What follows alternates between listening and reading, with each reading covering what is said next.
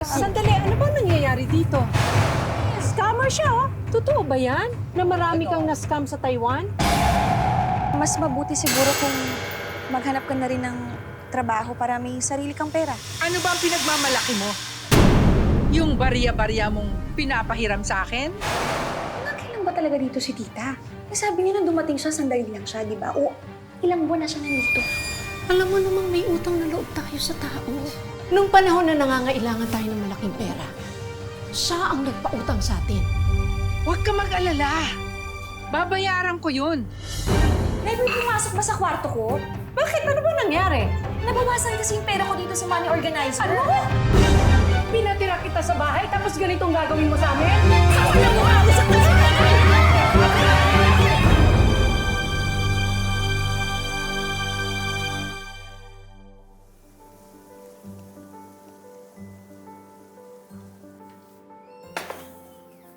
Wow naman! Bango-bango naman ito, Nay. Parang sarap ng mga pagkain natin na yan. Eh, di ba nga? Ngayon ang dating ng Tita Lea ninyo galing Taiwan. Tapos, syempre isasabay na rin natin ng celebration dahil natanggap na nurse ang ate mo sa Santa Teresa Hospital. Hayaan nyo, ito pangako. Pagdating ng panahon, hindi nyo nakakailanganing magtrabaho dahil ako na ang bahala sa inyong dalawa. Sinabi mo yan, Ano ha? naman, Nay? Di pa po ba tayo kakain, Nay? Eh, sandali na lang, bingo naman. Antayin na natin ang Tita Lea nyo. Sabi nga, padating na siya eh. Gutom na kasi ako. Ay, sandali. Oh, ayan na. Sandali, sandali. Tita Lea nyo na siguro yan. Binsan! Ayan ka na pala. Halika, tumayo ka. Kamusta? Pasok ka. Kumusta ang biyahe?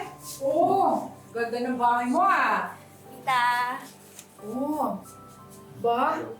Tangkad dito, ah. Uy, salamat pinsan, ah. At pumayag ka na dito muna ako tumira sa inyo. Ano isipin yan? Wala namang kaso yun. Alam ko naman, di mo ako matitiis eh. Dahil malaki utang na loob mo sa akin. Ah, ito na ba si Arlene?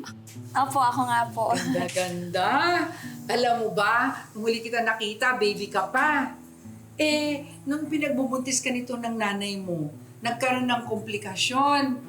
Walang trabaho nun ng tatay mo, eh kailangan kandalin sa private hospital. Kaya sa akin ang hiram ng pera. Hindi dahil sa akin, hindi ka mabubuhay. Halika na. Lumalamig ang pagkain. Kumain na. Halika na, kain na tayo. Sige lang. Dito po kayo. Ito lang bang pagkain natin? Mamaya. Dadagdagan ko yan. Sige na, kumain ka na muna. Alam kong gutom na gutom ka. Okay? Rice po. Ito po utang. Oo, salamat. Sige.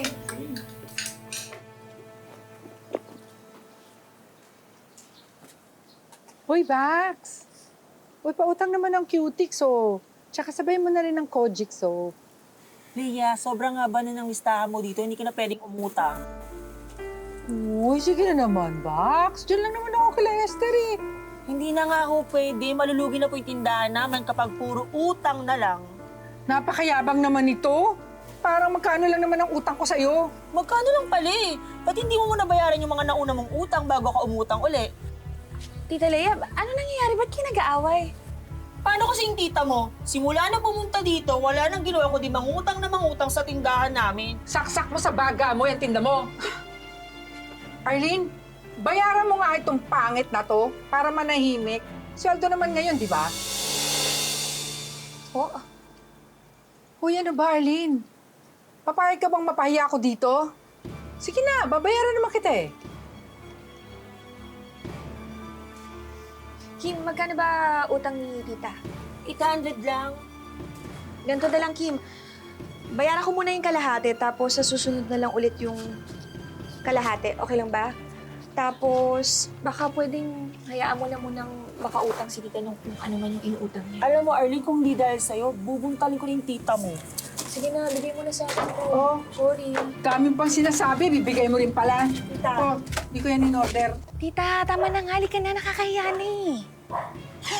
Masyado kasing mayabang eh. Akala mo kung sino magsalita. Akala mo kanya tong barangay. Grabe. Tita, ikaw yung may utang sa tindahan, kaya natural lang yung reaksyon niya. Teka, sino bang kinakampihan mo. Eh ako ang tita mo eh. Akaimbierna. Dumating na yung in-order ko sa online. Ang money organizer. Ganda! Ito pala yung nakikita ko sa social media, yung ginagamit nila pang ipon challenge. Ito nga yun. Bale, kada araw maglalagay ka lang ng pera dyan. Ate, ano po palang pinag-iipunan ninyo? Wala naman. Pang-emergency. Kasi di ba, malay mo, bigla tayong mangailangan ng ng malaking pera. O at least ito, may mapagkukunan na kaagad tayo. Diba? Yan. Pag nagkatrabaho rin ako, mag-iipon rin ako gaya mo, ate. Very good yan. Mabuti yan. At ngayon pa lang, alam mo na kung ano yung importansya ng pag-iipon. Arlene, Tita, pera naman ang pera oh. Kasi naimbita ako dun sa Our Kingdom of Savior Church. Wala ko pamasahe. Kahit 200 lang. kaso tita, sakto lang po yung pera ko dito ngayon. Lalagay ko na sa savings ko yun. 200 lang naman, hindi naman 1 milyon ang hinihiram ko sa'yo. Napakaliit na bagay, kukumpara mo dun sa tulong na binigay ko sa inyo ng nanay mo nung ipinanganak ka. Tsaka promise, babayaran ko. Pag dumating na yung pera ko, galing ko sa sweldo sa Taiwan, babayaran ko lahat ng utang ko.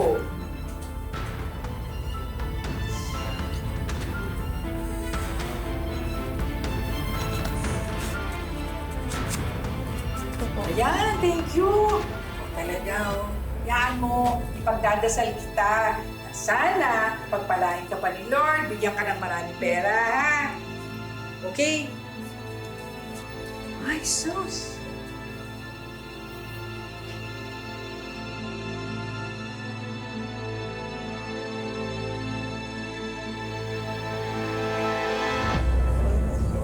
Salamat, maraming salamat po. Leia, mabuti naman at dito mo naisipang mag-charge sa amin. Pasya, mauna na ako sa inyo. Sige po. Oo nga. Alam mo, welcome na welcome ka dito. And I hope na maging regular member ka na rin dito. Of course. Feel ko nga bilong na bilong ako eh.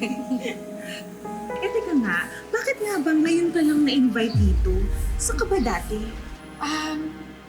Matagal kasi ako sa Taiwan, ilang taon. Nagsawa na rin ako doon. Tapos, malaki na rin ang naipon ko. Kaya naisip ko, balik na ako dito sa Pilipinas. Magne-negosyo na lang ako dito. Ay, negosyante ka pala? Of course!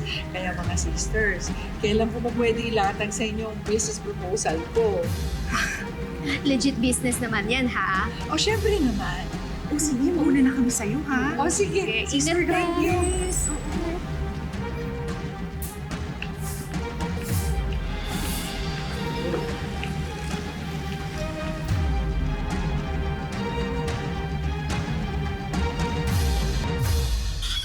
Nay, dito na po ako.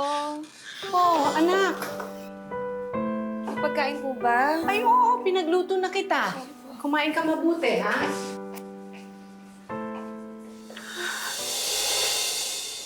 Nay, wala naman eh.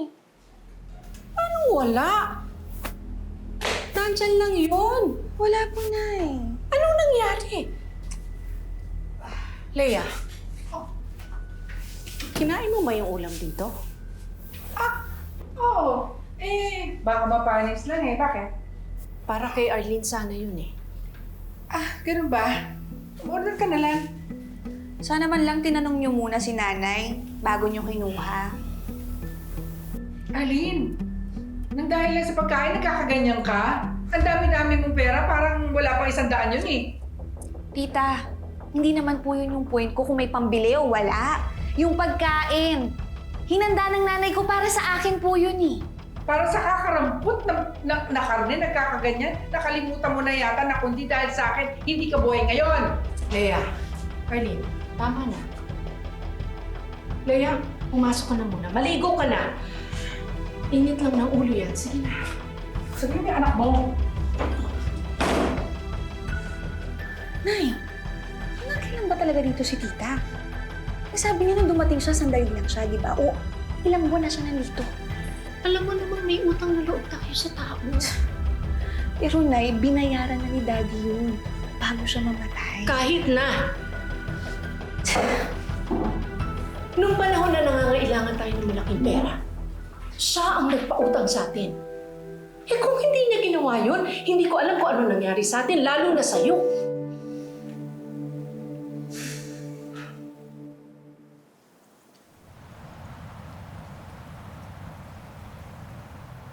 Kuya, si Leia nga yan. Nag-scam yun sa Taiwan eh. Scammer mo. Kaya palang ito Nakakahiya. Ay, wala.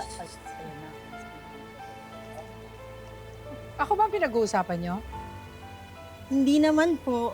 Pero hindi niyo naman po sinabi sa akin. Sikat naman po pala kayo sa social media. Tingnan niyo po yung picture niyo. Kulot na po siya. Saan nyo nakuha yan? Bakit ka nagagalit sa amin? Eh, nakita lang naman namin yan. Eh, paano hindi ako magagalit sa inyo? Eh, wala kayong ginawa ko hindi makipag-chismis. Chismis kayo ng mga buhay ng ibang tao. Teka, Tita Leia mo ba yung nakikipag-away? Opo, Nay, siya nga. Ano nangyayari doon? Kaya wala na kayong inintindi kung hindi makipagkwento ng mga buhay ng mga tao. Sandali, ano ba nangyayari dito? Eto. Scammer yan. Kalat na kalat sa Punta social ng media. Yan si Leia, oh. Scammer siya, oh. Hindi niyo ba alam? Ano to, Leia? Kaya pala umuwi. Totoo ba yan? Na marami kang na-scam sa Taiwan? Ayan, ang mukha mo. Teka, kaya ka ba umuwi sa Pilipinas para magtago? Tignan mo, hindi mo kasagot, oh. Tapos ikaw pa may gana mang away. Tara na nga. Tara na nga, mas. Scammer! Si Leia, scammer! Scammer! Tama na!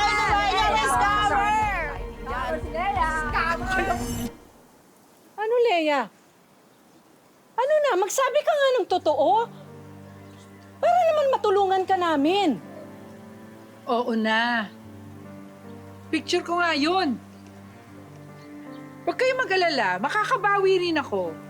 Babayaran ko yung mga utang ko sa inyo. Eh, tita, mas mabuti siguro kung maghanap ka na rin ng trabaho para may sarili kang pera. Bakit?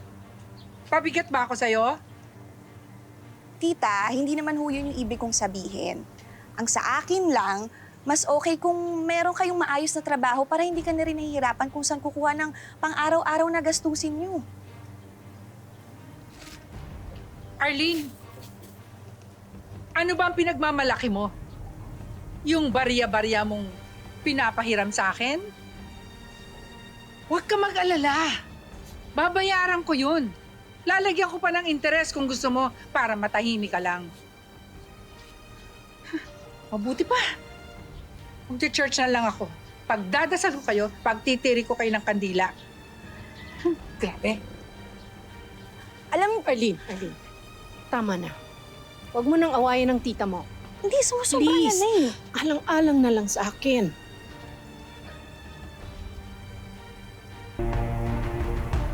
Sister, tingnan mo to. Hindi ba si Leia to? Ano? Totoo ba yung scammer siya? Hindi ko alam. Pero nakakatakot, no? Oo. Ako, inaaya pa naman niya tayo dun sa business proposal daw niya. Nako, kung sakasakali, kasalanan sa Diyos yung ginagawa niya. Eh, sana hindi naman totoo. Kaya, tingnan mo, oh. Siyang siya yan. Disidan. Ano na? Kailan natin pag-uusapan yung business proposal ko? Set natin. Mag-coffee na lang tayo siguro. Mga next week. Next week. Sige, asahan ko yan May iba ako, sister. Pero, huwag mo naman sanang masamain, ha? Alam mo, may napansin ako. Parang hindi ka nagbibigay ng ikapu tuwing offering. Minsan naman pag may cash ako, nagbibigay ako. Tsaka pag nakuha ko na yung pera kong malaki, sigurado mo bibigay ako. Sige, oo, sabi mo eh. Sige.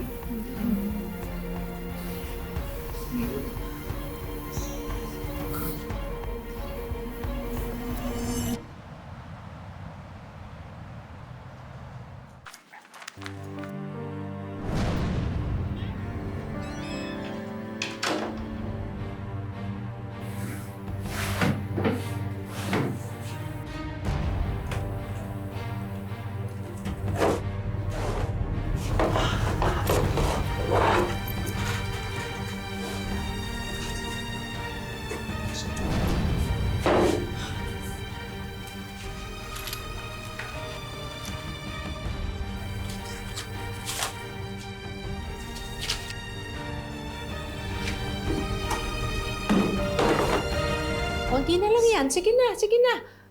Ay, sus! Nay! Ano anak? Nay, may pumasok ba sa kwarto ko? Abay, ewan ko. Magdamag akong wala dahil na kay Mrs. Rosario ako rumarakit. Bakit? Ano ba nangyari? Nabawasan kasi yung pera ko dito sa money organizer. Ano? At halatang may pumasok. Gulo-gulo yung gamit ko eh. May merienda ba tayo dyan? Nagugutom ako eh. Tita, pumasok ka ba sa kwarto ko? Hindi, bakit ako papasok sa kwarto mo? Ang bihira naman, no? Tayo-tayo na nga lang nandito eh. Teka! Pinagbibintangan mo ba akong pumasok sa kwarto mo? Na nagnakaw ng pera mo? Masama yung ginagawa mo, Arlene! Bakit hindi ang tanungin mo itong kapatid mo, si Bingo? Alam mo bang nakita ko to, nahuli ko, na may nililigawan? Baka siya kumuha ng pera mo at ginagamit niya sa panliligaw niya. Oo, sige, aminin ko. May nililigawan na ako. Pero promise ate, hindi ko magagawang kupitan ka. Ginagamit ko yung mga natira sa baon ko.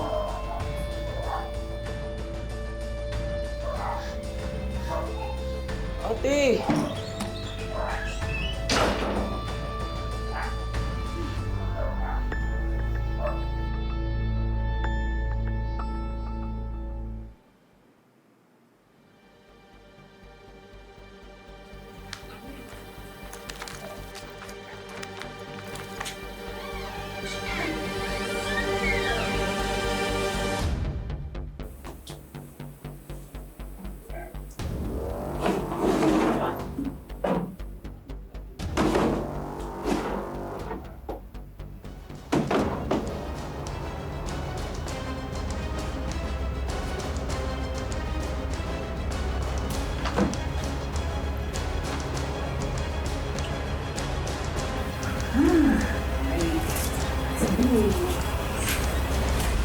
Pastor, ito po yung aking ikapo.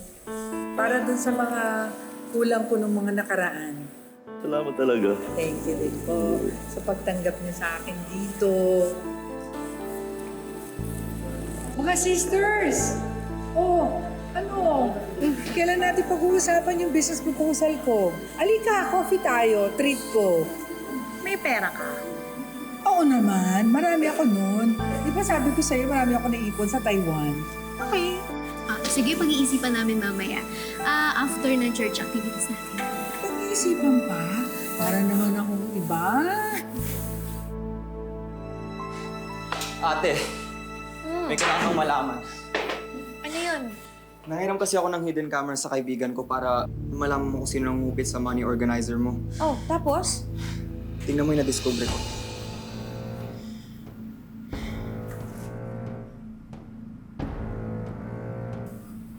Sinasabi ko na nga pa eh.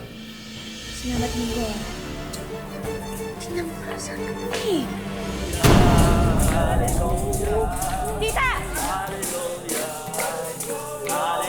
Tita Yaya! Anong ginagawa mo dito? Nag-iiskandalo ka. Saan mo dinala yung perang ninakaw mo sa akin?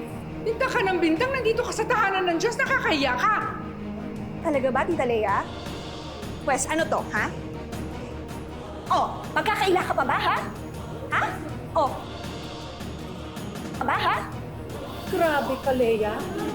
Pinatira kita sa bahay tapos ganitong gagawin mo sa amin? Ha? Alam mo, umalis kayo dito. Hindi kayo bagay dito. Ano ba? Pinakamusak ka na yung anak ko! Saan lang mo kamusak sa nanay? Galit mo yung pera ko! Kapitan, sinusuli na po namin yung inabot ni Leah na pera. Hindi naman po namin alam ang sitwasyon. Ngayon, nasa uli lang. Pera, anong susunod yung gustong gawin? O nakakalimutan mo, ang laki ng utang na loob. Tama na, Leia! Tama na yan! Hindi mo na ako madadaan sa panunumbat mo. Dahil sa totoo lang, ha? Matagal na kaming bayad sa pagkakautang namin sa'yo. Yung pagpapatira namin sa'yo sa bahay, hindi yun dahil may utang na loob kami sa'yo. Dahil yun sa pinsan kita, gusto naming makisama sa'yo. Di ba nga pamilyang turing namin sa'yo? Tigilan mo na yung kasasabi ng utang na loob. Utang na loob, Leia, makinig ka sa akin. Bawing-bawi na kami sa'yo. Baka nga sobra-sobra pa eh.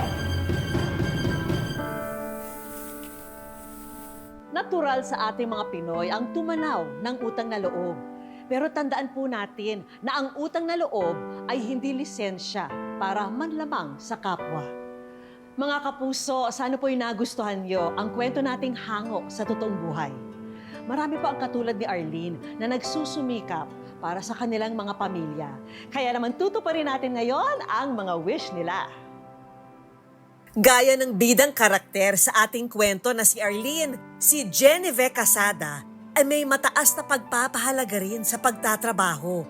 Lalo na't siya ang naging breadwinner ng kanilang pamilya mula pa raw nang pumanaw ang ama. Sa katunayan, alang-alang sa kanilang lahat, sinikap ni Jenny makarating ng Saudi, kung saan nagtrabaho siya bilang helper sa loob ng 4 na taon. Halos 4 na oras na lang tulog ko. Linis. Lahat, may bata, 4 na pamilya. Parang binugbog ko po yung sarili ko sa pagtatrabaho. Nadagdagan daw ang hirap ni Jenny sa abroad dahil sa mga kalokohan ng kanyang mister dito sa Pilipinas. Yung mga pinadala ko na po, nilustay lang. Yung kapatid ko po, yung anak ko po, pinabayaan. Ang ginawa ni Jenny, ipinagkatiwala sa ibang tao ang mga padala niyang pera para sa mga anak. Sa isang pastor na itinuring daw niyang ama. Ang remittance na para sa pamilya ni Jenny ay binulsa ng pastor. Yung pera po na hinaasahan ko na sana pag-uwi ko, wala daw po, na-scam daw po siya. Dahil tila sunod-sunod na ang gulo na nangyayari sa kanyang buhay, ay nagdesisyon na si Jenny na umuwi sa Pilipinas. Para magabayan si Jenny sa usaping legal, inilapit namin siya sa isang lawyer. The first thing we have to do is to send a formal demand letter. Something that will inform the pastor na very serious na si ma'am in claiming the money that she gave. Then, if hindi talaga kumasa yun, of course, we will assist her in drafting of the complaint affidavit na ifa-file natin sa Office of the City Prosecutor. And then hopefully, if meritorious yung ating case, umakyat sa court, we will represent her also sa court in the hearings and lahat ng incidents na pwede namin siyang tulungan. But I think ayun nga, the most important thing is to give ma'am peace of mind na meron siyang makukuha under the law. Hi, Jenny! Welcome sa Wish Ko Lang. Nako, thank you ha. Nandito ka sa aming programa. Sige. Sa mga lahat ng experience mo, ano yung pinaka-frustrating na part na naalala mo tungkol sa pagiging breadwinner mo? Siguro po ito na po yung na parang naisip ko po na sige, gusto ko ibahagi sa ibang tao na sana matutunan nga ho nila na kailangan nga talaga magtiwala ka. Ay, huwag kang magtiwala sa... Huwag agad po magtitiwala, tas sarili mo muna. Pero diba sabi nila lahat ng bagay na nangyayari, may dahilan, may reason. Ano yung reason dito sa nangyari ito sa'yo? Parang gusto po siguro kong ihanda na baka may mas maganda pa pong darating sa buhay ko.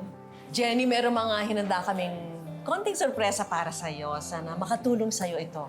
Ha? Samahan mo ako, ha? Tingnan natin. Oh, sige. Sige. Una na sa aming mga regalo para kay Jenny, ang panimulang silog business. May mga frozen meat products din. Tapos meron din tayong syempre French fries na business. Diba? Pwede mong gawin mo sa parang snack stand sa lugar mo, no? At pwede mong palaguin. Bukod dyan, may mga beauty product na pwedeng dagdag negosyo. At syempre, gusto natin maging malakas at mabilis ang benta ni Jenny. Kaya naman, sana magamit nyo itong e-bike na ito. Sana makasupport yan sa business nyo at sa paghatid-hatid ng mga pangangailangan. Ha? Meron tayong Wish Ko Lang savings. Tulong mula sa Wish Ko Lang para sa inyo. Thank you po. Sa Wish Ko Lang, napakalaking tulong po nito. Talagang panibagong buhay. Maraming salamat po, ma'am. Mga kapuso, lagi po natin tatandaan, hanggat hindi tayo napapagod, humiling at maniwala. Hindi tayo mapapagod, lumaban sa buhay. Ako po si Vicky Morales at ito po ang Wish Ko Lang.